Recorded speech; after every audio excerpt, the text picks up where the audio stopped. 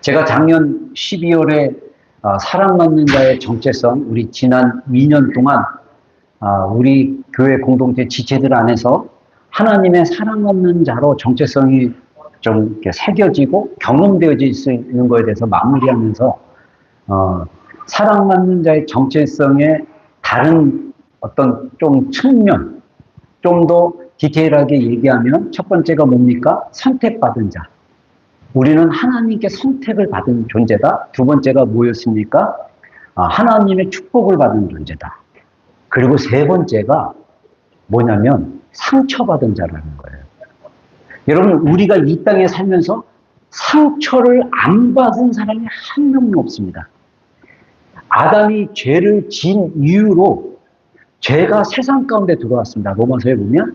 그래서 죄가 세상에서 왕노릇한다고 그랬습니다. 우리말로는 왕노릇인데 영어 표현으로는 다스리는 거예요. 죄가 세상을 다스리는 것처럼 다스렸어요. 근데 구약 시대가 끝나고 신약 시대 예수 그리스도께서 하나님의 아들이시며 하나님이신 예수 그리스도께서 인간의 몸으로 오심으로써 믿음의 때가 열리면서 이제는 죄가 다스리는 것이 아니라 은혜가 다스리는 시대로, 생명이 왕노릇하고 은혜가 왕노릇하는 시대로 우리가 살아가고 있어요. 그러나 여전히 우리의 존재 자체는 사랑받는 자지만 여전히 죄 가운데 스트러글하고 고통받는 존재로. 그래서 로마서 7장에 사도 바울이 6장과 7장에서 자기의 그 정체성 존재 안에서 고백을 하잖아요. 내가 한편으로는 하나님을 사랑하고 하나님을 따라가고 하나님을 갈망하지만 또 다른 한편으로는 나의 몸의 한 지체 부분이 하나님을 거절하고 하나님을 대적하고 하나님을 싫어하는 그 영역이 있다는 거예요. 저는 개인적으로 이 최초의 상담학의 신약에서 최초의 상담학자는 나는 사도 바울이라고 생각해요. 우리가 상담학적으로, 심리적으로, 성경적으로, 영적으로 우리의 존재 자체는 상처받은 존재입니다. 이거를 회피하고 외면하면 안 됩니다. 그래서 시편 51편에 다윗은 고백을 합니다. 하나님께서 구하는 제사는 상한 심령이다. 그래서 상하고 통해하는 것을 하나님은 멸시하지 않으시다. 멸시하지 않는다는 것은 가볍게 여기지 않고 또 이거를 거절하지 않는다라고 표현을 합니다. 사실 다윗은 위대한 왕이었습니다. 본인이 원해서 왕이 된 것이 아니라 다윗이 10대 때 하나님이 다윗을 이스라엘의 두 번째 왕으로 선택하십니다. 이게 다윗이 잘나고가 아니라 하나님의 선택으로 하나님이 다윗이 목동 시절에 선택을 합니다. 그리고 기름을 붓습니다. 그러나 다윗의 인생 가운데 고통이 옵니다.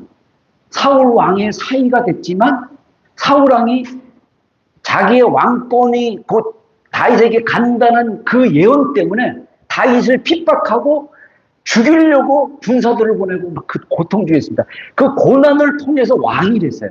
근데 다윗이 어느 정도 왕권이 안정되고 나서 바세바라는 그 헷 족속, 이스라엘 사람이 아니에요.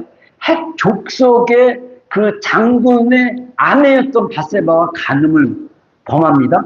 거기서 끝나는 게 아니라 임신을 하자 그 임신 사실을 숨기기 위해 그 남편이었던 우리아를 전쟁 맨 앞으로 보내서 죽이기까지 합니다. 이거는 살인을 청구했다라는 것입니다. 그 사실을 하나님이 보시고 선지자 나단을 보내서 다윗의 죄악을 그 죄에 대해서 밝히고 하나님이 어떻게 심판하실지에 대해서 예언을 하고 나서 다윗이 시편 51편에 선지자 나단의 그 예언을 듣고 하나님 앞에 나와서 그 상한 마음을 가지고 하나님 앞에 고통하면서 드리는 기도가 시편 51편의 고백입니다. 여러분, 살아오면서 나는 되게 의롭고 잘나고 이래서 나는 죄 지은 적이 없어 라고 살았던 사람이 여러분 한 명 중에 있습니까? 없어요. 우리는 다 연약해요. 우리는 다 다윗과 같은 죄는 아니다 할지라도 하나님의 기준으로 봤을 때 그 죄의 내용은 똑같은 거예요. 그런 연약함 속에 우리는 상처받은 삶을 살아갈 수밖에 없다라는 것입니다. 여러분, 저는 이 말씀을 묵상하면서 하나님께서 구하는 예배, 제사는 상한 심령이다 라는 그 구절 안에서 제가 이 말씀 준비해서 묵상을 해보니까 예수님께서 상처받은 심령과 같이 제사로 자신을 드렸다는 거예요. 물론 예수님은 다윗처럼 죄를 범한 것이 아닙니다. 죄가 없으신 분이지만 예수님은 핍박당하고 박해당하고 십자가에서 죽기까지 고통 중에 상처받은 상태에서 하나님께 화목 제물로 드리셨습니다. 그래서 요한일서에 예수님의 그 죽으심, 십자가의 죽으심을 하나님께 드린 화목 제물, 하나님과 인간을 화목하게 하는, 화해하게 만드는 제사로 드려졌다라고 말씀하고 있습니다.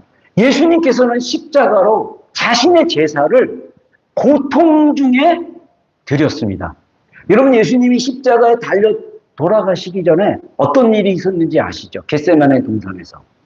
겟세마네 동산이 아니라 사실은 이 마가의 다락방에서 마지막 최후의 만찬, 우리가 매 주일 성찬으로 섬기고 있는 이것을 기념하는 첫 번째 성찬식을 마가의 다락방에서 행하실 때 그 자리에 행하시기 바로 직전에 예수님의 제자 12명 중에 예수님이 선택한 제자 중에 가롯 유다라는 제자가 예수님을 팔 생각을 마귀로부터 받고 예수님을 은 30냥에 팔아버리는 그 배반을 당했어요.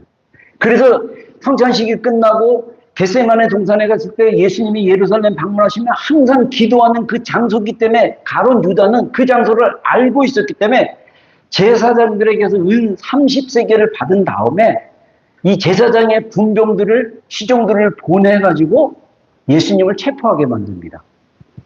그때 제자들은요, 다 도망갔어요. 베드로도 도망갔다가 나중에 예수님이 그 대제사장 가야바의 뜰과 빌라도의 뜰과 할 때 쫓아다녔어요. 근데 베드로가 의리를 지키려고 했지만 결국은 베드로는 두려움 속에서 어떻게 합니까? 3번이나 예수님을 모른다라고 부인했습니다. 여러분, 우리가 겪고 있는 모든 삶에서 받는 상처와 고통 등은 하나님이 모르는 것이 아니라 이미 예수 그리스도를 통해서 다 경험하게 하나님께서 예수님을 그렇게 허락하신 것입니다. 그래서 예수님은 상처받은 치유자입니다. 예수님은 우리의 고통을 다 알고 계시는 분이기 때문에 우리의 고통을 외면하지 아니하시고 우리를 치유하실 수 있는 분이십니다. 아멘. 그래서 우리가 사랑받는 자의 정체성 안에 내가 상처받은 자라는 우리의 그 연약함을 주장하고 고백하고 인정하고 그것을 내가 축복받은 자입니다. 내가 선택받은 자입니다. 내가 사랑받는 자입니다라고 진리를 가지고 주장하듯이 내가 사랑받는 자임을 주장하는 수준까지 들어가야 우리가 비로소 우리가 사랑받는 자의 깊은 정체성 안에서 하나님과의 친밀함 속에 들어갈 수 있는 것이에요. 그래서 이 시편, 또 다른 시편에 이렇게 얘기합니다. 여호와는 마음이 상한 자를 가까이 하시고 흉심으로 통회하는 자를 구원하시는 거다. 여러분, 이 17세기에 굉장히 유명한 영성가가 이런 얘기를 했습니다. 하나님, 우리가 영적으로 성장하고 성숙해지는 과정 안에서 정서적인 면에 가장 먼저 초점을 맞추고 그 정서를 맞추려면 마음의 문제들을 다뤄야 돼요. 그래서 그 마음의 문제에 관심을 가지고 도와주는 것이 중요하다라고 강조를 하고 있어요. 그래서 우리가 하나님께 우리의 마음의 깊은 곳의 경험, 친밀함으로 나가려면 우리가 하나님 앞에 어떤 자세로 대해야 되느냐? 진지함으로 대해야 돼요. 가볍게 게임하듯이, 엔터테인먼트 하듯이, 가볍게 소셜 하듯이 하나님을 대하는 게 아니에요. 하나님과의 관계는 진지한 관계입니다. 두 번째는 뭐냐면 솔직해야 돼요. 솔직하게 자신의 모습을 주님 앞에 드러내야 됩니다. 그리고 세 번째는 하나님을 신뢰하는 법을 배워야 돼요. 그러려면 우리가 어디에 초점을 맞춰야 되냐면 우리의 정서의 문제에 초점을 맞춰야 돼요. 정서는 뭐와 연결되냐? 마음과 연결돼요. 그래서 그것을 다루지 않고 우리가 하나님을 예배하고 하나님과 동행하는 삶을 한다 하면 반은 눈이 가려진 소경이고 아니면 아예 눈을 감고 있는 소경처럼 우리가 살아가는 수 있다라는 것입니다. 그래서 시편에서 다윗은 뭐라고 합니까? 여호와는 마음이 상한 자를 가까이 하시고 진심, 충심은 마음 깊은 곳에서부터 통해하는 자들을 구원하신다. 여러분 시편의 그 많은 다윗의 시들을 보면요, 다윗이 그 사건을 경험할 때마다 지은 시들이 꽤 많습니다. 시편 34편 같은 경우는요, 사울이 죽인다라고 하니까 더 이상 이제 이스라엘 유대 땅에 머물 수가 없어갖고 아멜렉 땅으로 넘어가서 하기스 왕한테 갔는데, 그때 다윗이 장군이었을 때 그 아멜렉과 전쟁해가지고 많은 사람들을 죽이고 막 승리하고 그랬거든요. 그랬더니 아멜렉 신하들이 하기스 왕한테 다윗은 우리를 공격하고 했던 원수와 같다, 어떻게 망명을 받아주냐 라고 하니까 이 다윗이 너무나 두려워서 사울의 칼을 피하기 위해서 아멜렉으로 망명하면서 미친 척하다가 일부러 수염에 막 침을 묻히고 미친 쇼를 한 거예요. 그래서 하기스 왕과 그 대신들이 그걸 믿었어요. 얼마나 미친 척 리얼하게 했는지. 그리고 그 상하고 비통하고 고통스러운 감정을 가지고 하나님께 나간 거예요. 다윗은 그냥 한 말이 아니에요. 시편의 고백을 할 때 하나님이 그 상한 마음을 가까이 합니다. 내가 고통당하고 괴롭고 아파하는 이 마음은 가까이 하고 있구나. 그래서 그 고통 중에서 나를 구원하시는구나를 경험했습니다. 여러분, 우리가 살아계신 하나님을 경험한다는 것은 뭐냐면요, 내가 겪고 있는 이 고통을 하나님이 아신다라고 경험했을 때가 진짜 우리의 신앙이 뭡니까?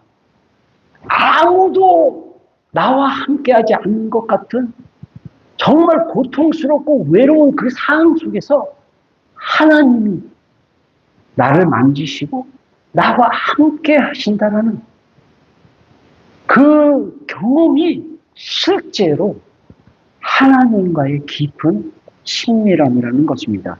여러분의 경험은 어떻습니까? 여러분, 우리 인간은요, 상처받는 존재예요. 저는 어렸을 때 상처를 굉장히 많이 받았어요. 여러분들은 어때요? 좋은 부모님 안에서 자랐다고 할지라도 이 우리 인생 속에 일어나는 많은 사건들과 이 경험들이 상처로 우리 안에 그대로 남고 그런 나로 살아가고 있는 존재라는 것을 우리가 인식하는 것이 굉장히 중요합니다. 하나님과의 친밀함인 것은 아이러니하게도, 한국말로는 역설적이게도 우리 마음이 상한 것의 그 깊이와 연결되어 있다는 거예요. 그래서 하나님의 깊은 사랑에는 내가 깊이 아파하는 상처 안에서 나오는 고통과 연결되어 있다는 것입니다.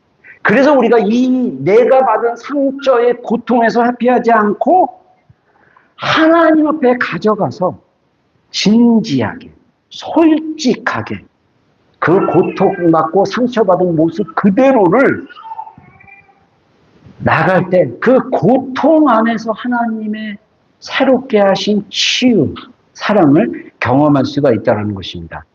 우리가 거절당하고 상처받고 고통스러웠던 그 경험들, 사건들은 다 비슷한 것 같지만 다 달라요.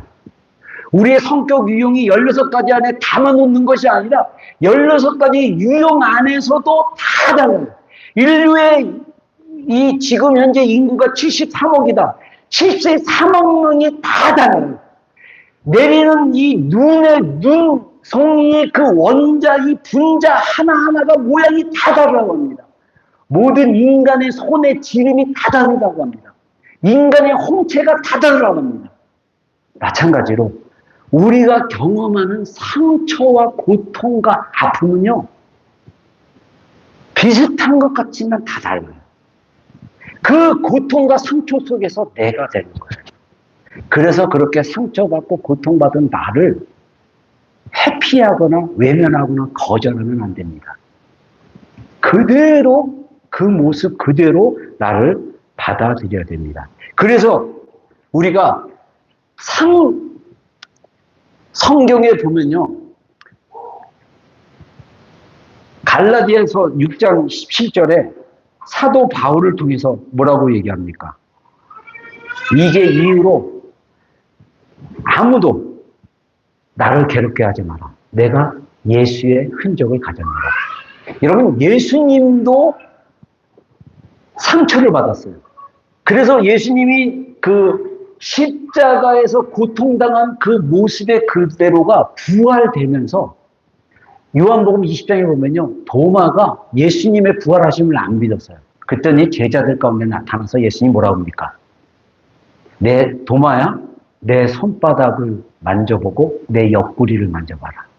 예수님의 상처받은 손바닥과 옆구리가 부활하신 모습에 그대로 있었다는 거예요. 우리가 죽음에서 생명으로 다시 예수 그리스도와 함께 부활한 우리의 모습은 여전히 상처받은 그대로입니다. 갈라디아서에서 율법의 멘탈리티가 얼마나 은혜에 반대되는 것을 강조하다가 사도 바울이 갈라디아서를 마무리하는 마지막 6장 끝절쯤에 아무도 나를 괴롭게 하지 마라. 나는 예수의 흔적, 그 흔적이 뭡니까? 예수님 때문에 고난받고 돌판매 맞고 감옥 가고 그래서 몸이 상하고 연약한 그 자체. 여러분, 우리 안에 예수님의 흔적이 있습니까? 나의 상처를 주님 앞에 그대로 주장함으로써 그 저주 같은 나의 고통이 축복으로 바뀌고 기쁨으로 바뀌는 그런 경험이 있습니까? 이게 바로 예수님의 흔적과 같은 상처받은 자의 축복입니다. 그래서 우리가 상처받은 자인 것을 주장하는 게 굉장히 중요합니다. 우리의 정체성, 사랑받는 자의 정체성의 깊은 그 뿌리는 내가 상처받은 자다. 이것을 인정하고 고백하는 것입니다. 우리 시편 51편 3절로 5절 한번 읽겠습니다. 시작.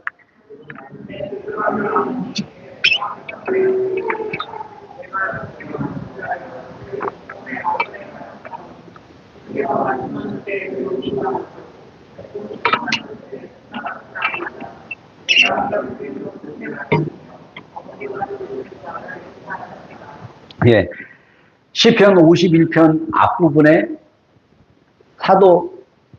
다윗 왕이 하나님 앞에 진정으로 회개했을 때 그는 내가 죄악 중에 있다라는 사실 자체를 그대로 받아들였다는 거예요.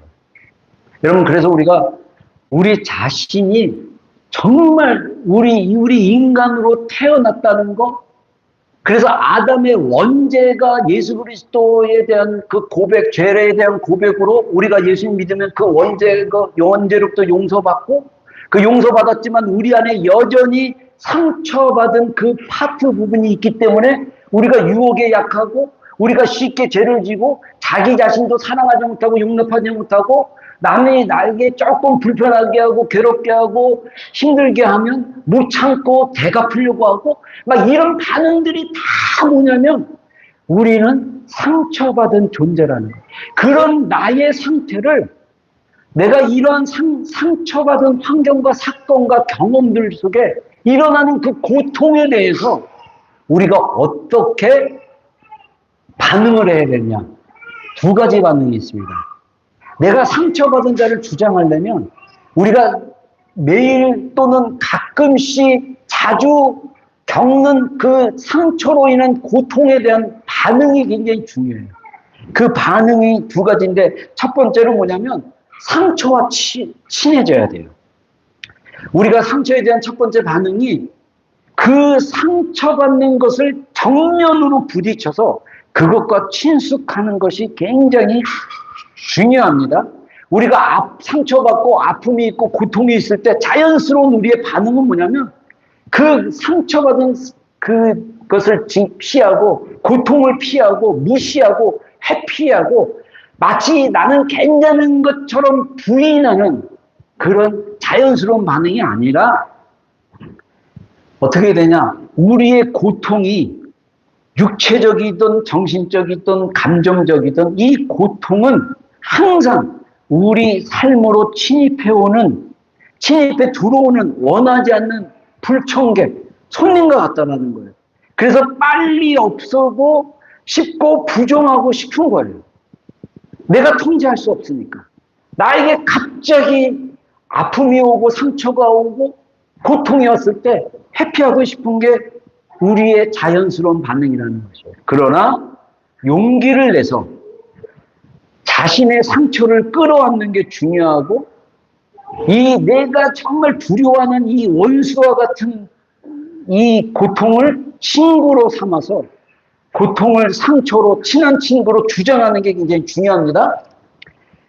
고통을 피하지 않고 우리가 고통을 피하지 않고 친숙할 수 있다라고 인식하기 시작했을 때 고통스러운 혼란 속에서 평강이 임하게 되고 죽을 것 같은 고통 속에서도 생명이 두려움을 넘어서는 사랑이 있다라는 진리를 주장하는 게 굉장히 중요하다. 그래서 우리가 사랑받는 자로서의 우리의 영적인 삶의 부르심이 있습니다.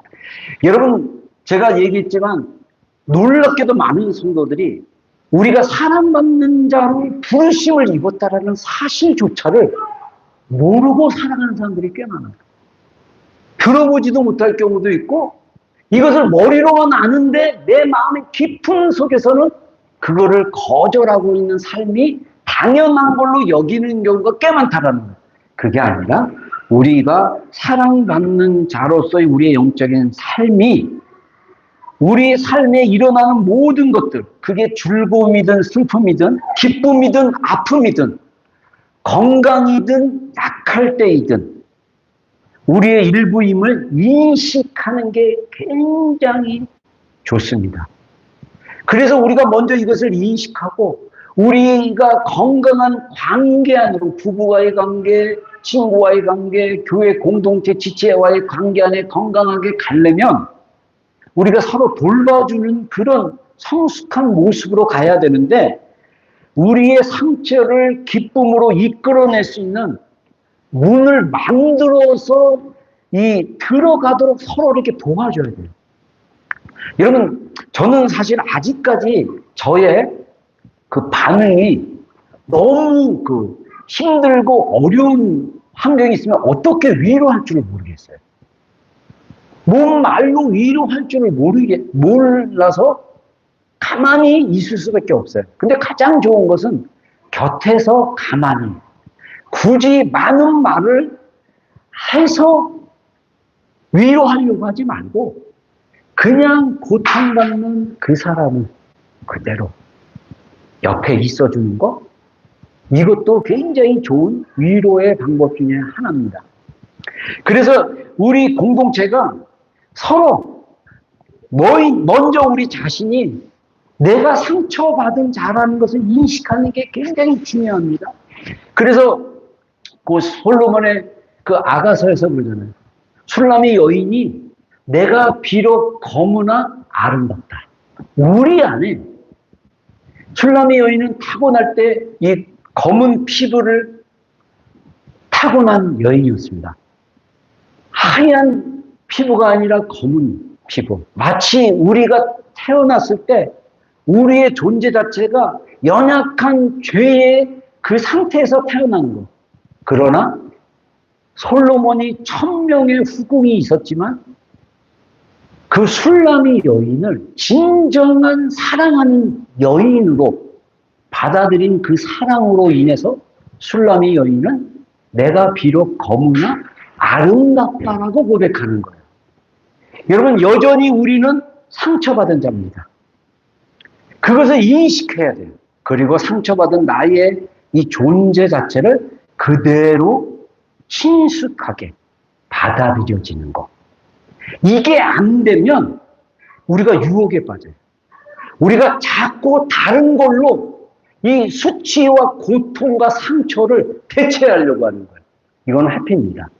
더 큰 상처와 더 큰 잘못된 방향으로. 그래서 오늘날 이 중독이 완전히 풀린, 약물 중독부터 시작했고 게임 중독, 무슨 중독 하다못해 상담학자들은 뭐라고까지 얘기합니까? 관계도 중독이다. 관계도 중독이라는 거. 채워지지 않는 그거를 관계를 통해서 집착하고 조종하고, 특히 우리 부모들이 건강하지 않으면요, 자녀한테도 중독처럼 반응해요. 내 새끼, 내가 원하는 자식. 건강하지 않는 거예요. 건강한 관계는 나는 상처받은 자다. 나는 수치심이 있는 존재다. 나는 연약하다. 내가 현재 겪고 있는 이 고통을 밖으로 비난하고 사람으로 비난하는 것이 아니라 있는 그대로를 내가 안고 그 고통 중에서 하나님 앞에 나가는 게 굉장히 중요합니다. 두 번째는 뭐냐? 상처를 축복 안에 가져다 놓는 거예요. 우리 이사야서 61장 3절 말씀 한 목소리로 읽겠습니다. 시작.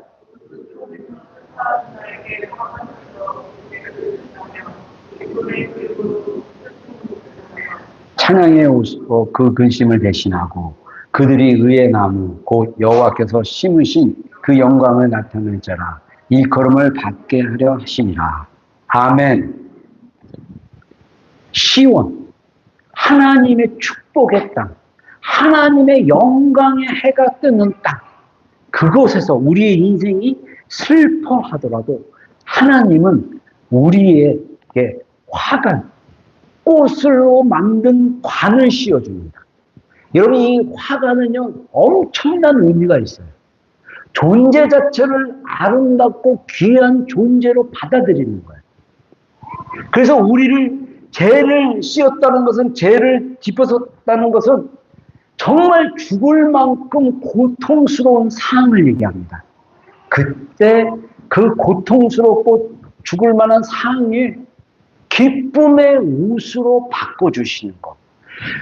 이사야서 61장 1절이 뭔지 아십니까? 주 여호와의 영이 내게 임하였으니 나를 보내서 가난한 사람들에게 복음을 전하고 감옥에 갇힌 자를 자유케 하고 상처받은 자를 치유케 하는 자로 하나님이 예수 그리스도를 하나님의 기름 부은 자로 보내신 것을 예언한 구절에 이어지는 구절이에요. 복음, 하나님의 복음 안에 상처를 축복으로 바꿀 수 있는 능력이 있고 역사가 있습니다. 아멘. 그래서 우리의 상처를 축복 아래 놓는다는 것은 십자가로 가져가는 것입니다. 갈라디아서 말씀에 왜 예수 그리스도께서 십자가에 죽으셨느냐에 대해서 말씀하실 때 뭐라고 합니까? 그게 신명기인가 레위기에 나오는 말씀인데, 나무에 달려있는 자들은 저주받았다. 구약 시대 때 또 예수님이 살고 있었던 로마 시대 때 나무에 달아서 사람을 죽인다는 것은 저주를 상징합니다. 십자가는 원래 저주의 형벌이었어요. 예수 그리스도께서 저주를, 그 형벌을 십자가로 대신 죽으심으로써, 부활하심으로써 바뀐 거예요. 그래서 우리가 십자가를 바라볼 때 축복의 자리라는 거예요. 근데 이 축복의 자리에 원래 십자가는 고통의 자리, 수치의 자리, 죄가 반드시 형벌로 심판으로 나타나는 자리라는 거예요. 그래서 우리가 십자가 앞에, 우리가 예수님 앞에 우리의 상처를 축복의 자리로 바꾸는 작업이 필요하다는 것입니다. 그래서 우리가 상처받을 때 고통 속에서 의식적으로나 무의식적으로 우리는 평가하는 것과 연결되어 있어요. 우리가 고통 중에 있을 때 이 뭔가 이렇게 의식적으로나 또는 무의식적으로 이 평가를 해요. 그런 유혹에 쉽게 빠진다는 거예요. 이게 저주의 자리입니다. 우리가 자신을 저주하거나 다른 사람들에게 우리를 저주하도록 방치하게 만든다면 우리가 경험하는 모든 상처를 그 저주의 표현이나 확인으로 이해하기 시작하는 거예요. 무의식 중에 나는 저주받았다, 나는 상처받았다라고 머무는 순간 나는 무의식적으로 그걸 이해하는 거예요. 해석해버린 거예요. 받아들인 거예요. 이해하고 받아들이는 강한 유혹에 빠지기가 쉽다라는 거예요. 그래서 우리가 사랑받는 자로 들어가는데 가장 강력한 유혹, 우리의 강력한 영적인 덫이 뭐냐? 자기 거절의 것이에요. 자기 거절은 뭡니까? 수치심에서 내가 수치스러운 나를 거절하는 것. 수치스러운 모습 그대로 나를 받아들이는 게 굉장히 중요하고, 수치스러운 나의 모습을 그대로 주님 앞에 가져가서 축복으로 바꾸는 작업이 반드시 필요합니다. 이게 경험되기 시작했을 때 내가 그 수치심과 상처로 인해서 고통받은 그 수준만큼 하나님이 그것을 기쁨으로 바꿔주시는 경험을 하게 될 것입니다. 이것이 굉장히 중요한 영역입니다. 그래서 한번 읽어보겠습니다. 시작.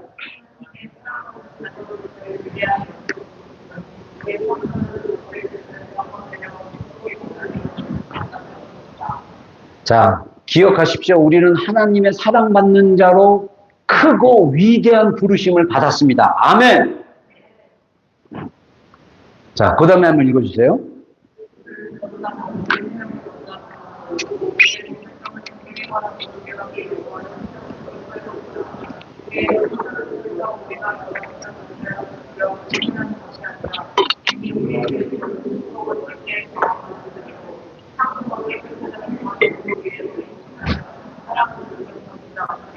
네.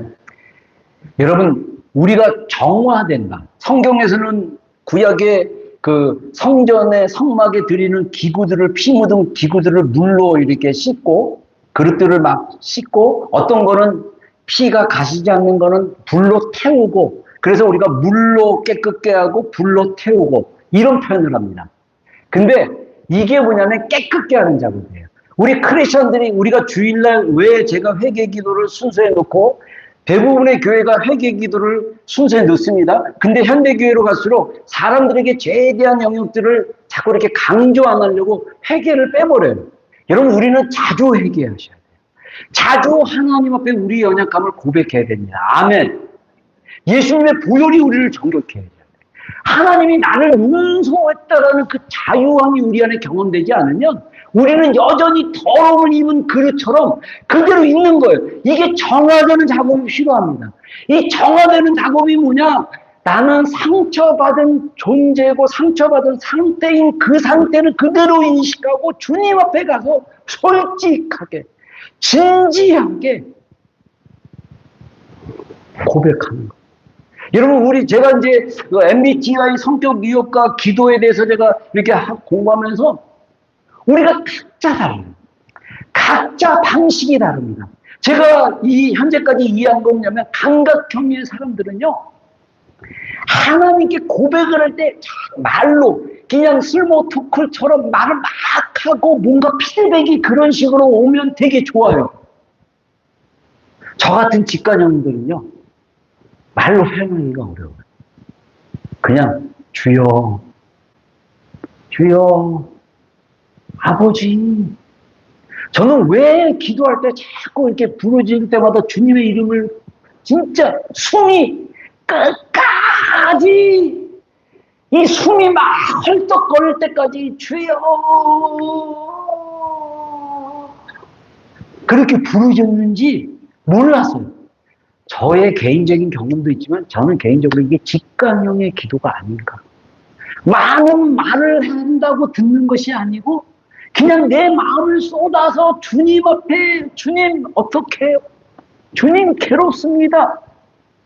감각형으로 주님 이래서 괴롭고 저래서 괴롭고 이래서 고통스럽고 이래서 이걸 말로 표현하면 돼요. 여러분의 방식으로 하시면 됩니다. 그러면 하나님이 어떻게 우리에게 다가오신지 아세요? 필러들은 마음으로 느껴요. 하나님이 음성으로든 감각형의 음성으로든 직관형의 필러든 마음으로 오는 거예요. 뭔가 말씀으로 성경을 읽었는데 오는 거예요. 감정으로. 띵커들은 어떻게 반응합니까? 생각으로. 갑자기 깨달아지는 거예요. 갑자기 아하가 깨달아지기 시작했을 때 우리의 그 고통이 한순간에 기쁨으로 할 수 있다고. 이 고통 중에서도 하나님이 나에게 길을 열어주시는구나 소망으로, 기쁨으로 바뀌는 겁니다. 그럼 이게 하나님이 우리 각자의 모양 가운데 이미 연결돼서 계속적으로 역사하고 있는 거예요. 우리가 세상에 많은 시간을 쏟아붓고 우리가 하나님의 언어, 하나님의 영적인 그 감각, 여기서 언어라는 건 단순히 말을 얘기하는 것이 아닙니다. 여기서 언어라는 것은 우리의 감각, 우리의 그 MBTI 이것들이 다 포함된 것을 의미합니다. 이 언어들에 우리가 더 익숙해진다면 우리가 하나님 안에서 그것들이 쉽게 와닿을 수 있다는 것입니다. 그래서 우리가 이 상처가 깨끗이 정화되는 기회로 인식하며 살아가는 그 능력을 주장할 때 그러므로 축복이 상처 가운데 있는 우리를 만지시도록 계속적인 작업이 필요하다는 거예요.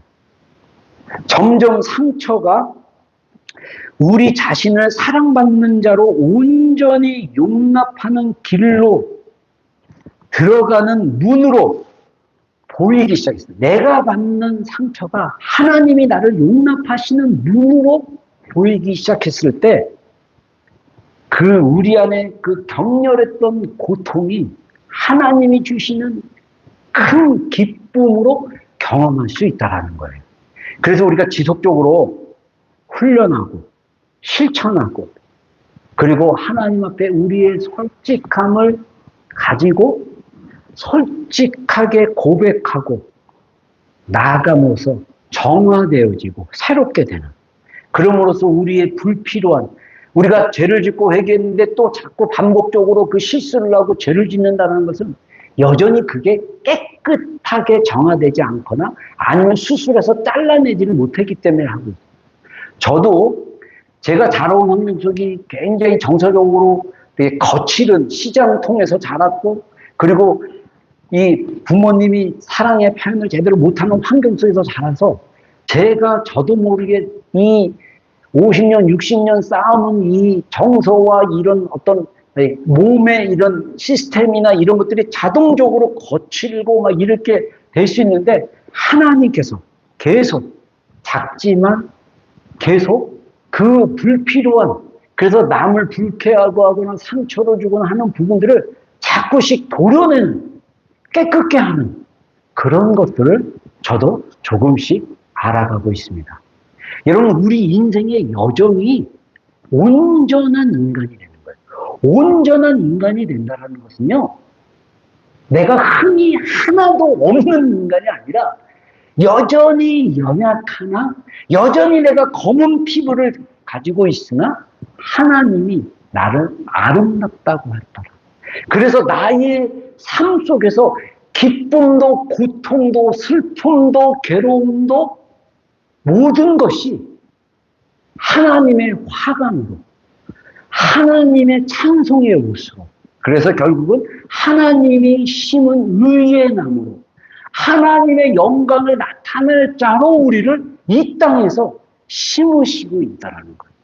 그래서 역설적으로도 우리가 당하는 고통의 깊이만큼 이것을 하나님의 축복의 자리로 십자가로 가져갔을 때 진짜 기쁨을 경험할 수 있는 거예요. 여러분, 이게 우리의 인생인 거예요.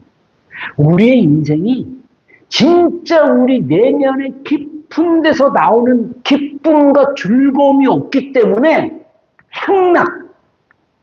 그래서 세상을 사랑하고 향락에 빠진 게 하나님을 사랑하는 것보다 더 사랑하는 쪽으로 가는 거예요. 근데 우리가 고통 중에서, 상처 중에서 이 하나님의 치유하심, 깨끗게 하심, 회복케 하심을 경험했을 때 이 세상의 즐거움이 그 가치가 떨어지는 거예요. 정말 여러분들, 우리의 신앙은요, 극단적 신앙이에요. 하나님의 사랑에 목숨을 거는 신앙, 하나님의 사랑이 내 안에 차고 넘침으로써 내가 이 생명도 주님을 위해서 기꺼이 내려놓을 수 있다라고 할 수 있는. 그래서 어떤 영성가는요, 하나님의 친밀함에 들어가는 첫 번째가 뭐냐면 자기 자신을 십자가에 못 박는 경험이 있어야 된다라고 얘기합니다. 우리는 내가 붙잡고 있는 그 어떤 것, 그게 하나님보다 더 중요하고 소중하다라고 생각해서 그걸 붙잡고 있기 때문에 우리의 삶 속에 계속 고통이 해결되지 않고 힘들어지는 것을 보게 됩니다. 가장 편안하고 생명이 넘치고 기쁨이 넘치는 삶은 내가 고통받고 있고 상처받고 있다. 그래서 이 고통과 상처에 친숙해지면서 저주의 자리에 머무는 것이 아니라 축복의 자리로 가져가서 하나님 앞에 솔직하게 자신을 내어드리면서 주님 안에서 주님으로부터 치유받고 정화되고 주님이 주시는 기쁨을 누리는 우리 복된 우리 성도들의 여정이 되기를 주의 이름으로 축원합니다. 저는 저의 남은 10년의 이 비전교회에서의 사역을 계속 여러분들을 개인적으로 또는 소그룹으로 계속 이런 것들을 훈련시키고 계속 우리의 영적 감각과 분별력들이 세워질수록 도와드리고 싶어요. 거기에 참여하고 여러분들 혼자 연약함으로 못한다고 생각하지 말고 우리 지체들을 통해서 또 우리 가운데 역사하시는 하나님을 통해서 하나님을 의지하며 나가기를 주의 이름으로 축원합니다. 아멘.